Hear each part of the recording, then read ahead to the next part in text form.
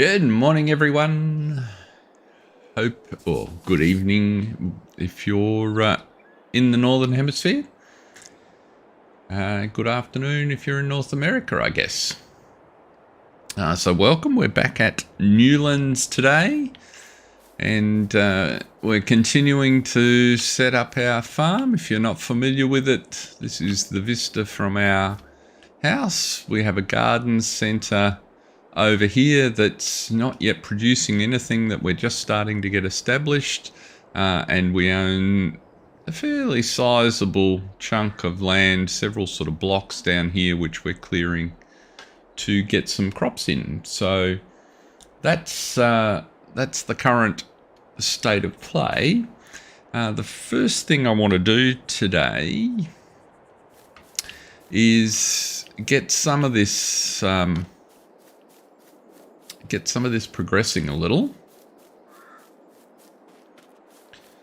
So I've loaded up some logs on the trailer here from where we've been clearing out. And if I do this funky thing with my steering wheel, it should be working properly. That's better.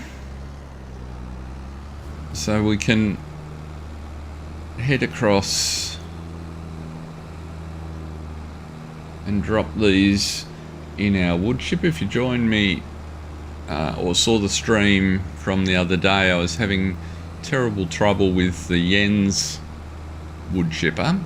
It turns out that the spruce trees that are sort of the dominant tree to clear on this map aren't accepted by those mobile wood chipper, the Jens ones. So after much messing around, I have given that away and gone with Zottelzock's stationary wood chipper, which actually fits in pretty well over here. You can also see in front of me I've put in Omatana's water distributor, because with all these greenhouses it would take ages to get the water around and keep that up. So we should be able to put a bunch of logs in here. So we did. And with any luck, if we now go and check our productions. So you can see the water distributor there. This is what we're trying to produce, is mulch. And it needs wood chips. And so our wood chipper down here has got some wood, and therefore will produce some wood chips. So pretty much a one-to-one transfer. We want to set that to distributing. And that should mean that we then end up in here with some wood chips.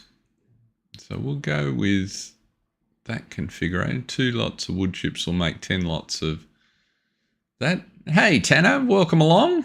Great to see you.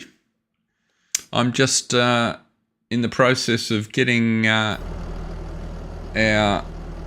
wood chipper. So I put a stationary wood chipper in. Getting that up and running so that we can produce some compost to get to these greenhouses and see if we can get those producing. So that's where I'm up to. You haven't missed much. Anything interesting happening in your part of the world?